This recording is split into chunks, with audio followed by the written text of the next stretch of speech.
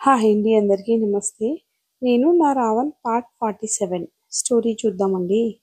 వాళ్ళు ఏం మాట్లాడకుండా ఒకరికొకరు ఒకే చోట నిలబడి దేవ్ అక్కడి నుంచి వెళ్లకుండా కాపలా కాస్తున్నారు.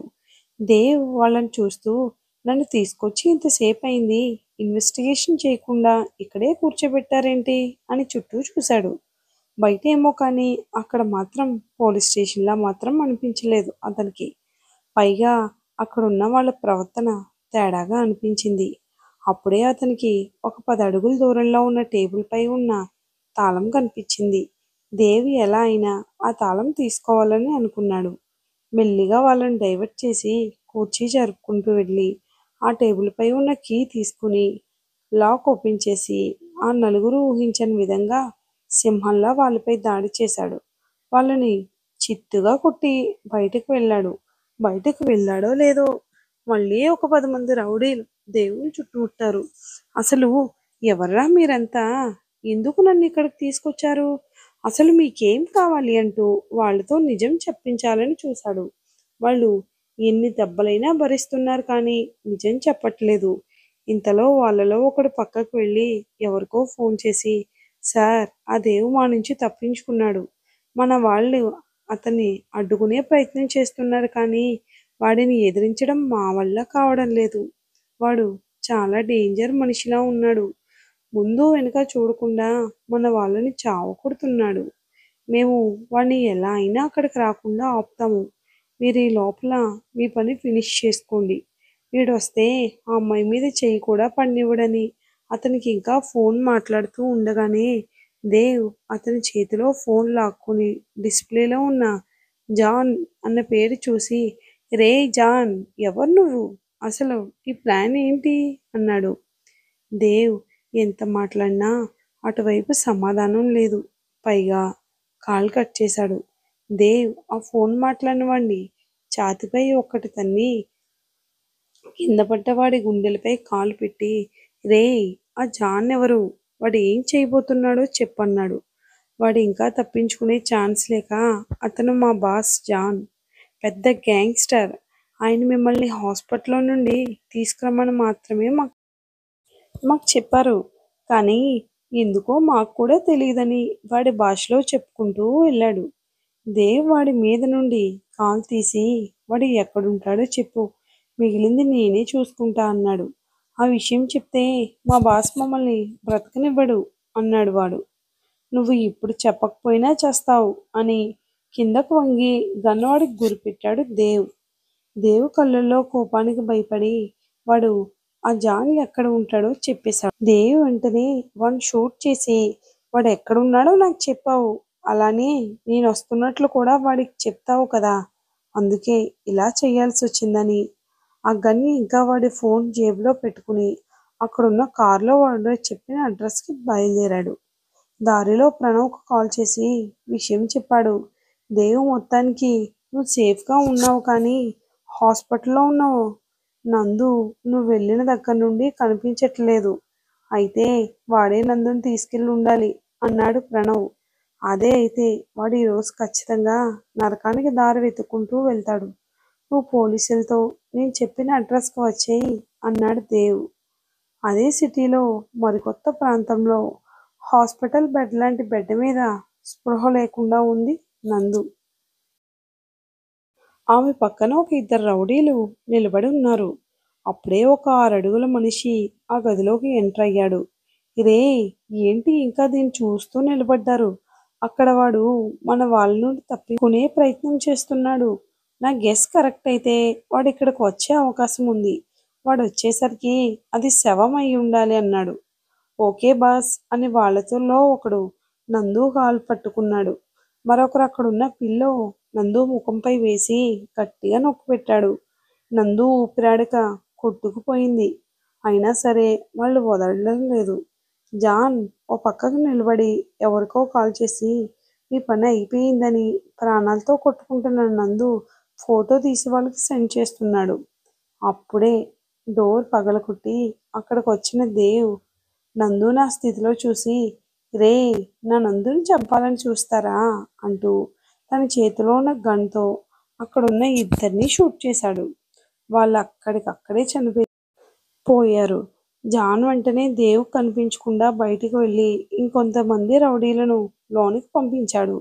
దేవ్ వాళ్ళని కూడా దొరికిన వాళ్ళని దొరికినట్లు కొడుతున్నాడు. జాన్తో మాట్లాడుతున్న వ్యక్తి ఫోన్లో సౌండ్ వింటూ జాన్ ఏమైంది అన్నారు. ఆ దేవ్ ఇక్కడికొచ్చాడు. అయినా ఏం పర్లేదు నేను చూసుకుంటానన్నాడు జాన్. నీ మొహం, వాడు గనుక నిన్ను చూస్తే మీ ఇంట్లో వాళ్ళు నీ శవాన్ని చూడాలి. ముందు వాడికి కనిపించకుండా వెళ్ళిపో. దాని సంగతి తర్వాత చూద్దామన్నాడు. జాన్ సరే అని కాల్ కట్ చేసి దేవుకు కనపడకుండా అక్కడి నుండి ఎస్కేప్ అయ్యాడు. అప్పుడే ప్రణవ్ పోలీసులను తీసుకుని అక్కడికొచ్చాడు. పోలీసులు ఆ రౌడీలను అందరినీ అరెస్ట్ చేసి తీసుకెళ్లారు. దేవ్ నందు దగ్గరికి వెళ్ళి ఆమెను తన ఒడిలో తీసుకుని, నందు, నీ మాన్స్టర్స్ వచ్చాడు నీ కోసం అంటూ ఆమె బుగ్గపై తట్టి లేపాడు. నందు మెల్లిగా కళ్ళు తెరిచి, దేవ్ సార్, దాహంగా ఉంది అంది దగ్గుతూ మాట్లాడుతూ. ప్రణవ్ వెంటనే బయటకు పరిగెత్తి వాటర్ తీసుకొచ్చి నందు చేతికి ఇచ్చాడు. దేవు నందుకి మంచినీళ్ళు పట్టించి, ఇప్పుడు ఎలా ఉంది నందు అన్నాడు. చాలా భయంగా ఉంది సార్. మీరు రాకపోయి ఉంటే వీళ్ళు నన్ను చంపేసేవాళ్ళంది. దేవ్ ఆమెను తన గుండెలకు హత్తుకుని, నీకేం కాదు నందు, నేను వచ్చేసాను కదా, ఇక భయపడకు. ఈ దేవ్ ఉండగా నిన్నెవరూ ఏం చేయలేరు. ఇకపై నిన్ను వదిలి నేను ఎక్కడికి వెళ్ళను. ప్రణవ్, నువ్వు కార్ తీయి, నందును హాస్పిటల్కి తీసుకెళ్దాం అన్నాడు. ఆ మరుసటి రోజుకి కానీ నందుకి నార్మల్ అవ్వలేదు. దేవ్ ఒక నిమిషం కూడా నందుని వదిలి వెళ్ళడం లేదు. హాస్పిటల్ మొత్తం సెక్యూరిటీ అరేంజ్ చేశాడు. డాక్టర్ తప్ప ఇంకెవరూ నందు రూంలోకి రాకూడదని అక్కడ వాళ్ళకి వార్నింగ్ ఇచ్చాడు.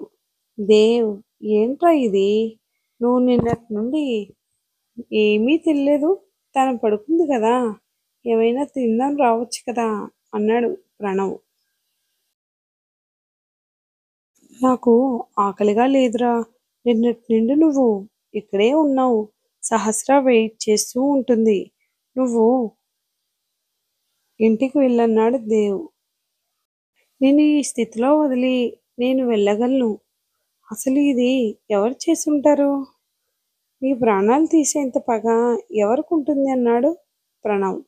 వాళ్ళు ఎవరో తెలియదు కానీ వాళ్ళు నన్ను కాదు కానీ నందును మాత్రమే టార్గెట్ చేశారు.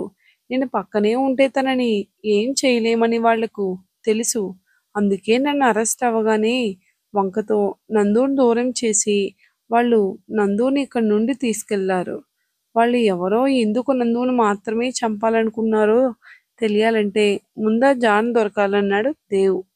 డిపార్ట్మెంట్ వాళ్ళతో నేను మాట్లాడతా దేవ్, నువ్వు టెన్షన్ పడకన్నాడు ప్రణవ్. నా విషయంలో ఏదైనా ఫేస్ చేసి చూడు. నాకుందిరా కానీ నందు విషయంలో నేను నాలా ఉండలేకపోతున్నాను. తనకి ఏమైనా అయితే నేను తట్టుకోలేనన్నాడు దేవ్. దేవ్ మాటలు వింటున్న ప్రణవ్, ఏంట్రా కొత్తగా మాట్లాడుతున్నావు? మొన్న అసలు నాకు నందుకు ఏం కాదు, మా మధ్య ఎలాంటి రిలేషన్ లేదన్నావు. ఇప్పుడు తను లేకపోతే బ్రతకలేనని అంటున్నావు. ఇంతలోనే అంత మార్పు ఎలా వచ్చిందిరా నీలో అన్నాడు. దేవ్ నవ్వుతూ, నాలో కొత్తగా ఏ మార్పు లేదురా. నాకు నందు అంటే ఎప్పుడూ ఇష్టమే. కాకపోతే నా ఇష్టాన్ని నాలోనే దాచుకోవడం వల్ల ఇప్పుడు మీకు అలా అనిపిస్తుంది అన్నాడు. ఇష్టాన్ని ఎప్పుడూ దాచుకోకూడదు దేవ్ అంటూ అక్కడికి వచ్చింది సహస్ర. దేవ్ సహస్ర చేతిలో ఉన్న యుక్తాన్ని ఎత్తుకుని, నువ్వు చెప్పింది నిజమే సహస్ర, కానీ నా విషయంలో వేరు. ఎందుకంటే నాకు ఇష్టమైంది ఏదీ నాతో ఉండదంటూ నిద్రపోతున్న నందు తల నిమురుతూ, నా చిన్నతనంలో అంటే నాకు యుక్త వయసు ఉన్నప్పుడు మా ఇంట్లో ఒక కుక్క పిల్ల ఉండేది. దాని పేరు రాక్సీ. అదంటే నాకు చాలా ఇష్టం. ఎంత ఇష్టం అంటే అది నేను నిద్రపోయేటప్పుడు కూడా నా పక్కనే ఉండేది. నిద్ర లేచిన వెంటనే దాంతో ఆడుకోవడంతో నా రోజు మొదలయ్యేది. ఒక్కోసారి దాంతో ఆడుకోవడం కోసం నేను స్కూల్కి కూడా వెళ్ళేవాడిని కాదు. మరి ఏమైందో కానీ ఒకరోజు నేను స్కూల్ నుండి వచ్చేసరికి అది మా ఇంట్లో లేదు. అమ్మని అడిగితే అది చనిపోయిందని చెప్పింది. ఆ రోజు చాలా ఏడ్చాను. ఆ రోజే కాదు, చాలా రోజులు దానిని తలుచుకుని ఏడుస్తూ ఉండేవాణ్ణి. ఆ తర్వాత కొద్ది రోజులకంటూ ప్రణవ్ వైపు చూసి, "ప్రణవ్, నీకు రాజు గుర్తున్నాడా?" అన్నాడు. "ఎందుకు గుర్తులేదు? వాడు నాకంటే ముందు, అంటే స్కూల్ డేస్‌లో నీ బెస్ట్ ఫ్రెండ్ కదా!" అన్నాడు ప్రణవ్. "అవును, అప్పుడు నేను సెకండ్ క్లాస్ ఉన్నప్పుడు అనుకుంటా వాడు పరిచయం అయ్యాడు. ఇద్దరం చాలా క్లోజ్‌గా ఉండేవాళ్ళం. ఎప్పుడూ అల్లరి చేస్తూ, నవ్విస్తూ ఉండేవాడు. వాడు పరిచయం అయ్యాక చాలా హ్యాపీగా ఉండేవాడిని. వాడు ఎంతలా అలవాటయ్యాడంటే, వాడు రాకపోతే అసలు నేను స్కూల్‌కే వెళ్ళేవాడిని కాదు. స్కూల్ అయ్యాక కూడా వాడితోనే ఎక్కువ గడిపేవాడిని. అలాంటిది ఒకసారి సమ్మర్ హాలిడేస్‌కి నేను, నానమ్మ వాళ్ళ ఊరు వెళ్ళి వచ్చిన దగ్గర నుంచి వాడు స్కూల్‌కి రాలేదు. వాడు ఏమయ్యాడో, ఎక్కడికి వెళ్ళాడో నాకిప్పటికీ తెలీదు. వాడు లేక సరిగ్గా స్కూల్‌కి వెళ్ళేవాడిని కాదు. నన్ను చూసి వీడికేమైందని ఇంట్లో వాళ్ళు కూడా బాధపడేవారు. ఆ తర్వాత డాడీ నా స్కూల్ చేంజ్ చేశారు, కానీ నేనక్కడ ఎవరితోని ఫ్రెండ్‌షిప్ చేయలేదు. మళ్ళీ రాజులా వాళ్ళు కూడా నాకు దూరం అయిపోతారని భయం వేసింది. ఆ తర్వాత హై స్కూల్‌కొచ్చాక నువ్వు, వికాస్ పరిచయమయ్యారు. జరిగిందంతా మర్చిపోయి మీతో ఆడుతూ పాడుతూ ఉండేవాడిని. చిన్నప్పుడు జరిగిన ఇన్సిడెంట్స్ అన్నీ మీ ఫ్రెండ్‌షిప్ వల్ల మర్చిపోయాను. అంతా బాగానే ఉందనుకున్న టైంలో కన్న తండ్రిలా కంటే ఒక ఫ్రెండ్‌లా నాతో ఉండే మా డాడీ నాకు దూరమయ్యారు. ఆయన పోయిన బాధ నుండి బయటపడకుండానే నన్ను ప్రాణంగా చూసుకునే మా నానమ్మ చనిపోయారు. ఆ తర్వాత కొద్ది రోజులకు నన్ను కన్న తల్లి కూడా వదిలి వెళ్ళిపోయింది. ఆ తర్వాత అర్థం లేని అపార్థాలతో నువ్వు కూడా దూరమయ్యావు. అలా అందరూ ఒకేసారి నాకు దూరం అయ్యి నన్ను ఒంటరివాణ్ణి చేశారు. ఆ ఒంటరితనం నుండి బయటపడడానికి నాతో నేను ఒక పెద్ద యుద్ధమే చేయాల్సొచ్చింది. అప్పుడే అనిపించింది, నన్ను ఇష్టపడేవాళ్ళు నాతో ఎక్కువ కాలం ఉండరని. అది యుక్త విషయంలో కూడా నిజమైంది. అందుకే నేను ఎన్ని రోజులు నందుని ప్రాణం కంటే ఎక్కువ ప్రేమించినా తన మీద నాకున్న ప్రేమను బయటపడనివ్వలేదు. నందు అనుకున్నట్లు నేను తనని పెళ్లి చేసుకుంది యుక్త కోసం కాదు. తను మరొకరి సొంతం అవడం భరించలేక తన మెడలో తాళి కట్టాను. తను నాతోనే ఉంటే నాకెక్కడ దూరం అయిపోతుంది అన్న భయంతో తనని ఇంట్లో నుంచి పంపించేశాను, కానీ తనకు దూరంగా ఉండలేక కొద్దిసేపటికే తన కోసం వాళ్ళ ఇంటికి వెళ్ళాను. తన గురించి ఆలోచించకూడదనుకుంటూనే ప్రతి క్షణం తన గురించే ఆలోచిస్తూ ఉండేవాణ్ణి. మొన్న ఇండియా వెళ్ళిపోదామని ఎయిర్‌పోర్ట్‌కి వెళ్ళిన నేను, ఇది ఆ రోషన్ గాడితో ఒంటరిగా ఉందని భయంతో మళ్ళీ వెనక్కి వచ్చాను. ఇదంటే ప్రాణంరా నాకు. నా మనసులో దీని మీద ఎంత ప్రేమ ఉందో, ఇది నాకు దూరం అయిపోతుందేమో అన్న భయం అంతకు రెట్టింపుంది. అందుకే కష్టమైన నా మనసును చంపుకుని దీనికి దూరంగా ఉన్నానని తన మనసులో మాట బయటపెట్టాడు దేవ్. అప్పుడే కళ్ళు తెరిచిన నందు ఆమె తలపై ఉన్న అతని చేతితో పట్టుకుని, ఇకపై అలాంటి ఆలోచనలు మనసులోకి రానివ్వకండి మిస్టర్ మాన్స్టర్స్. ఈ నందు మిమ్మల్ని వదిలి ఎక్కడికి వెళ్ళదు. అవసరమైతే ఆ విధితో కూడా పోరాడుతుందని అతని చేతిలో చేయి వేసి చెప్పింది. దేవ్ ఆమె చేతిలో ఉన్న తన చేతిని వెనక్కి తీసుకుని, ఏంటే, నువ్వు నిద్రపోలేదా అన్నాడు. లేదు, మీరు నా తలపై చేయి వేసినప్పుడే నాకు మెలకువ వచ్చింది. అయినా కుక్కపిల్ల దూరం అయింది, ఫ్రెండ్ దూరం అయ్యాడని ఇలాంటివన్నీ మనసులో పెట్టుకుని నాకు దూరం అవ్వడం ఏమీ బాలేదు. మీకు దూరమైన వాళ్ళ గురించి ఆలోచించడం మానేసి మీకోసం పుట్టిన నా ఆలోచించండి నందు. అవునరా, నందు చెప్పింది నిజమే. జరిగింది ఏదైతే ఉందో అదంతా మర్చిపో. ఇక నీకు మేమున్నాం. నిన్ను ప్రాణంగా ప్రేమించే నందు ఉంది. నువ్వు అనుకున్నట్లు యుక్త నీకెప్పుడుకీ దూరం కాదు. తన మన నలుగురికి కూతురే. మాది కన్న ప్రేమ అయితే మీది పెంచిన ప్రేమ. ఆ ప్రేమ తనకి ఎప్పుడూ ఉంటుందన్నాడు ప్రణవ్. అలా వాళ్ళ మధ్య డిస్కషన్ జరుగుతూ ఉండగా పోలీసులు అక్కడికి వచ్చారు.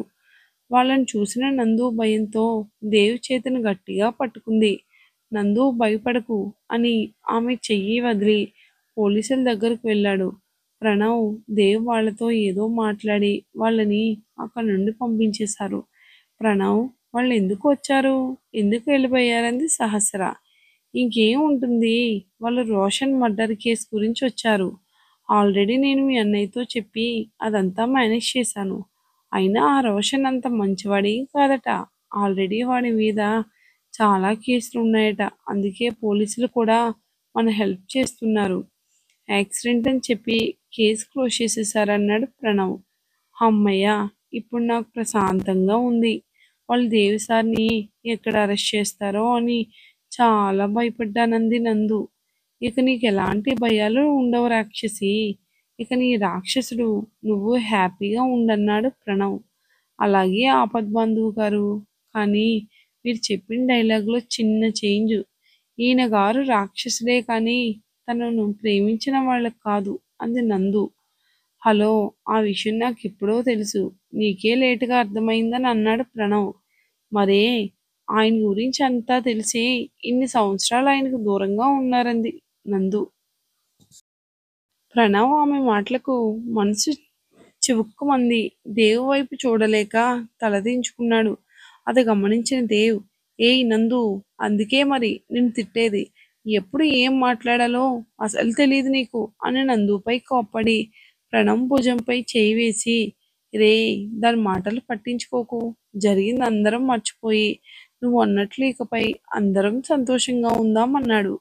ప్రణవ్ దేవును హగ్ చేసుకుని, సారీరా, ఇకపై ఒక మనిషి గురించి ఒక నిర్ణయానికి వచ్చే ముందు ఆవేశంతో కాకుండా మనసుతో ఆలోచిస్తాను.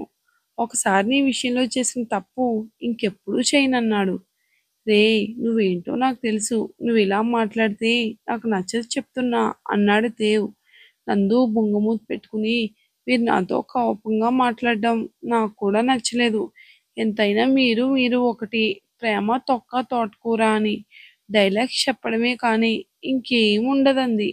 దేవ్ ప్రణవ్ను వదిలి, మరి నువ్వు మాట్లాడేది బాగుందా, ఈ మాటలు కూడా హట్ అయ్యాడు చూసావా అన్నాడు దేవ్. నందు ఇంకేం మాట్లాడకుండా సైలెంట్ అయిపోయింది. నందు వాడు అలానే అంటాడు, నువ్వేం పట్టించుకోకు. ఇప్పుడు నేను చెప్పబోయేది వింటే మీరు చాలా హ్యాపీగా ఫీల్ అవుతారు కానీ నువ్వు నవ్వుతూ ఉంటేనే అది నీకు చెప్తా అన్నాడు ప్రణవ్. మీరు చెప్పింది విని నేను హ్యాపీగా ఫీల్ అయితే అప్పుడు నవ్వుతాను.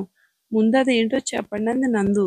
సరే చెప్తా వినంటూ సహస్ర తను కలిసిపోయిన విషయం చెప్పాడు ప్రణవ్. అది విన్న నందు, ప్రణవ్ గారు, ఇది కదా గుడ్ న్యూస్ అంటే. సహస్ర గారు, కంగ్రాట్స్ మీ ఇద్దరికి. చూసారా, నా కష్టం ఫలించింది. మీకోసం నేను నా రక్తాన్ని కూడా చిందించాల్సి వచ్చింది అంది నందు.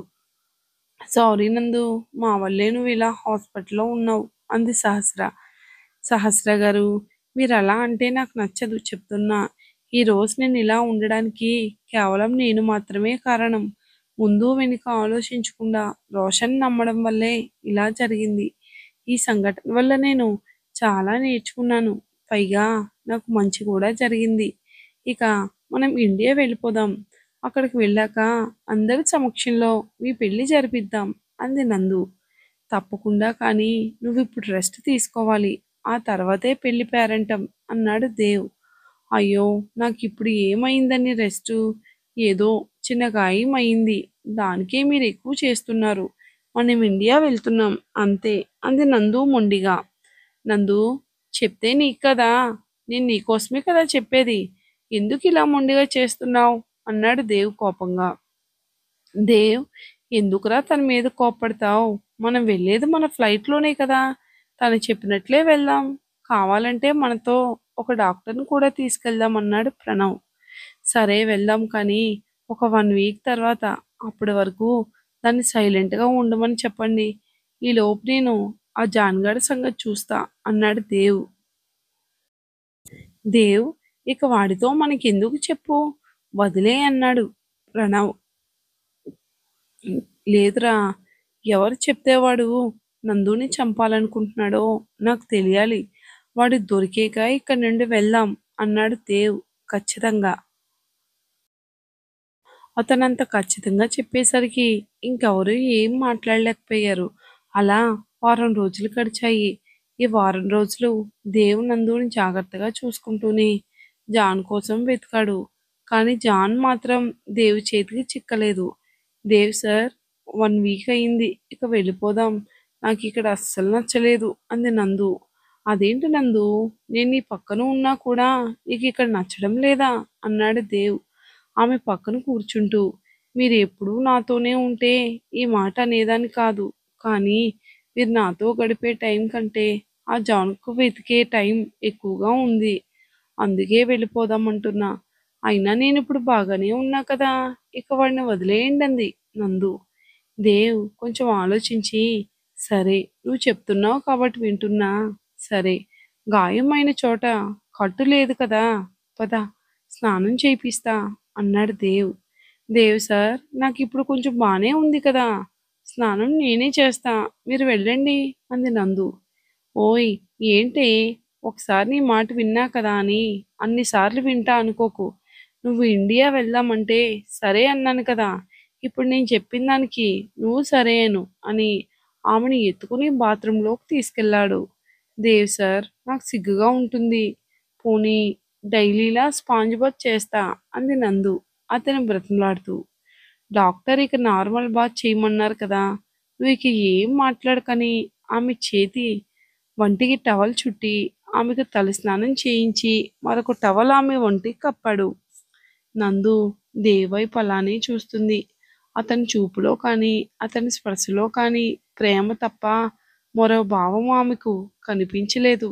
ఒక ఆడపిల్ల ఒంటరిగా ఎటువంటి ఆచ్ఛాదన లేకుండా తన ముందు ఉన్న ఆమెను తప్పుగా చూడని అతని క్యారెక్టర్ ఆమెకు చాలా నచ్చింది. అప్పటి వరకు అతని మీద ప్రేమ మరింత పెరిగింది. ఆమె ఆలోచనలో ఉండగానే దేవ్ ఆమె ముఖంపై చిటికేసి, ఏయ్ నందు, ఇక్కడే ఉండిపోతావా ఏంటి అన్నాడు. ఊహు, ఎత్తుకోండి అంది నందు చేతులు ముందుకు చాస్తూ. బాగానే చెప్తున్నావు ఎత్తుకో అని. ఈ 1 వీక్ నుండి నిన్ను మొయ్యలేక చస్తున్నా అన్నాడు దేవ్. అంటే నేను బరువుగా ఉన్నాననా మీ ఉద్దేశం? నన్నేం ఎత్తుకోవాలి కొనవసరం లేదు. నేను నడవగలనంది నందు స్టూల్ మీద నుండి లేస్తూ. దేవ్ వెంటనే ఆమె తన 2 చేతులతో ఎత్తుకుని, ఏయ్ ఏంటే, ఏదో సరదాగా అంటే సీరియస్గా తీసుకుంటున్నావు. ఇంకొన్ని రోజులు నువ్వు నడవడానికి వీల్లేదన్నాడు. హిహిహి, నేను కూడా సరదాగానే అన్నాను. మీరెలానో ఎత్తుకుంటారని తెలుసు కదా, అందుకే అలా బిల్డప్ ఇచ్చా. అయినా మీరిలా ఎత్తుకు మోస్తానంటే నాకేం నొప్పి అంది నందు అతని మీసాలు పట్టుకుని లాగుతూ. వాళ్ళిద్దరి మధ్య జీవితం ఇలా ఆనందంగా నడుస్తూ ఉంది. తర్వాత ఏం జరిగిందనే విషయం మనం నెక్స్ట్ ఎపిసోడ్లో తప్పక చూద్దామండి. వీడియో నచ్చినట్లయితే మన ఛానల్ని లైక్ చేసి సబ్స్క్రైబ్ చేయండి. అదేవిధంగా కింద ఆప్షన్లో ఉన్న హైడ్ని క్లిక్ చేయండి. సరికొత్త ఎపిసోడ్తో రేపు మీ ముందుంటాను. Thanks for watching.